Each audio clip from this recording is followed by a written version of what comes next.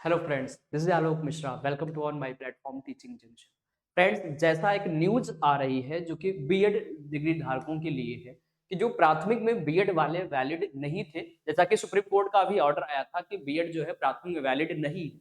इसको लेकर के पटना के द्वारा की काफी बड़ी अपडेट आ रही है कि जितने भी बीएड के जो बीएड धारक थे प्राथमिक शिक्षक भर्ती में, वो प्राथमिक शिक्षक के तौर पर कार्यरत थे। लगभग 22,000 बीएड अभ्यर्थी जो कि प्राथमिक विद्यालयों में टीचर थे, तो उनको लेकर के काफी बड़ी अपडेट है कि उनकी जो नौकरी है उस पर कहीं ना कहीं खतरा मंडरा रहा है, क्योंकि जो बीएड है वो प्राथमिक में वैलिड है नहीं। तो इसी को लेकर ये जो न्यूज है, अपडेट है जो कि पटना की तरफ से आ रही है कि बीएड डिग्री धारकों के 22,000 प्राथमिक शिक्षकों को हाई कोर्ट से राहत नहीं। वहां के जो हाई कोर्ट में अभी एक पिटीशन दायर हुआ था, क्योंकि बिहार की जो सेकेंड हम फेज की बात करें, बीपीएससी टीआरई 2.0 जो बिहार में शिक्षक भर्ती सेकेंड फेज की आई है, जिसमें भी हम बात करें कि बीएड वालों को मौका नहीं दिया गया, बीएड वाले इसमें सम्मिलित नहीं है। लेकिन इससे पहले जो बीएड के कैंडिडेट थे जो कि प्राथमिक विद्यालयों में शिक्षक के तौर पर कार्यरत थे, उनको लेकर भी काफी कश्मकश चल रही है। और अब यही मुद्दा देखें तो यही मुद्दा आपके यूपी की 69,000 शिक्षक भर्ती का भी था।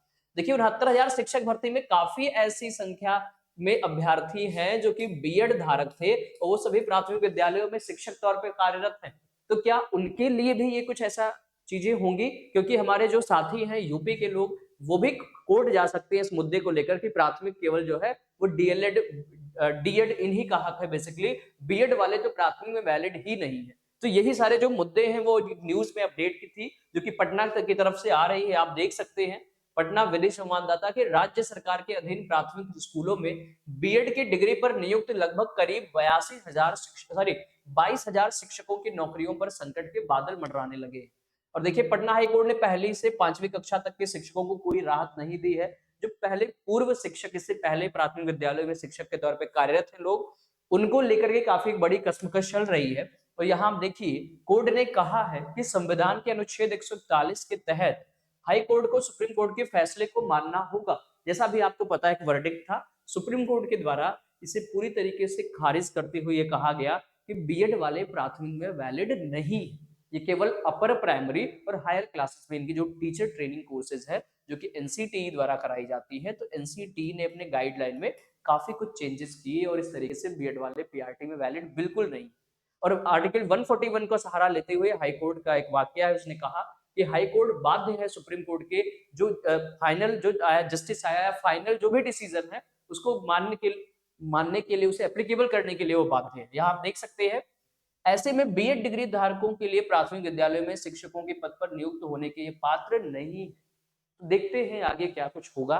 और मुख्य न्यायाधीश न्यायमूर्ति के विनोद चंद्रन और न्यायमूर्ति राजीव राय की खंडपीठ के साथ 3 अलग-अलग मामलों पर सुनवाई के बाद बुधवार को एक फैसला सुनाया गया था और कोर्ट ने एनसीटी, राष्ट्रीय शिक्षा परिषद, NCT national council of teacher education, जो कि बीएड डीएलएड ये सभी जितने भी टीचर ट्रेनिंग कोर्सेज कराए जा रहे हैं वो एनसीटी से अप्रूवल होते हैं, ठीक है, की ओर से 28 जून 2018 की जारी अधिसूचना को गलत करार दिया था और बीएड वालों को प्राथमिक शिक्षक भर्ती से हटा दिया गया था।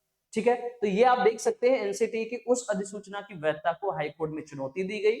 हाईकोर्ट ने कहा कि प्राथमिक विद्यालयों में पहली से 5वीं कक्षा में डीएलएड डिग्री धारक ही शिक्षक के पद पर नियुक्त हो सकते हैं।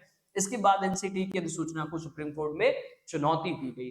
तो ये कुछ चीजें आप देख सकते हैं, सुप्रीम कोर्ट ने इसे भी रद्द कर दिया। शीर्ष अदालत ने आदेश में स्पष्ट किया कि प्राथमिक कक्षाओं में पढ़ाने के लिए डीएलएड डिग्री धारक शिक्षकों की ही नियुक्ति होगी। जो बीएड वाले कैंडिडेट हैं, बीएड डिग्री धारक हमारे साथी हैं, वो जो है प्राथमिक विद्यालयों में शिक्षक के तौर पर वैलिड नहीं है, वैध नहीं है। इसी को लेकर के जो कि एक बिहार की पटना के द्वारा न्यूज है कि जो 22,000 शिक्षक थे जो प्राथमिक विद्यालयों में बीएड के लोग थे, उनको लेकर के काफी कुछ कवायद चल रही है। उनके संकट के बादल है कि कहीं ना कहीं उनको प्राथमिक शिक्षक से अलग किया जाएगा। अगर वहां अलग होता है तो क्या हम ये माने कि जो 69,000 यूपी में शिक्षक भर्ती आई थी उसमें न जाने कितने हजारों कैंडिडेट जो कि प्राथमिक विद्यालयों में शिक्षक के तौर पर कार्यरत है और जो कि बीएड डिग्री धारक है, तो क्या उनके साथ ऐसा क्या होगा? तो ये जो मुद्दा है इस समय और काफी बड़ा चर्चित है, और ये जब भी सुप्रीम कोर्ट का आया था तभी ये बात उठी थी। देखते हैं आगे क्या कुछ होता है इसमें। सुप्रीम कोर्ट के आदेश का हवाला दे और अब सरकारी नौकरियों पर संकट एनसीटी की 28 जून 2018 की अधिसूचना को गैर कानूनी ठहराया। आप देख सकते हैं हाईकोर्ट ने कहा कि शिक्षक नियुक्ति के छठे चरण में पहले से 5वीं के लिए डिग्री की बीएड डिग्री धारकों की नियुक्ति हुई थी, उसे अब नए सिरे से भरना होगा।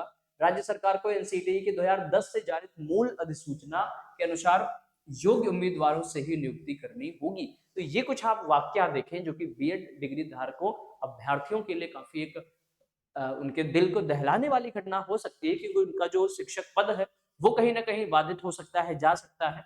तो देखते हैं आगे ऐसा क्या होगा हमारे शिक्षा विभाग में, या बीएड डिग्री धारकों वालों हमारे मित्रों के लिए क्या होता है, क्या कुछ रूल रेगुलेशन आएंगे, क्या उनको वही जो कि बात हो रही थी 6 महीने का ब्रिज कोर्स, क्या वही करवा के उनको शिक्षक लिखा जाएगा, या उसमें केवल डीएलएड वाले होंगे। तो ये सारी चीजें अभी कहीं ना कहीं भविष्य के गर्त में है। तो आगे हम देखते हैं कि क्या क्या होता है। और हमारे बीएड डिग्री धारकों के साथियों के लिए हम कहें तो उनको प्राथमिक में अगर वो शिक्षक है तो उन्हें रहने देना चाहिए एटलीस्ट, और आगे जो भी कुछ होता है वही जो गवर्नमेंट है जो उसके डिसीजंस होंगे वो हमें मानने होंगे।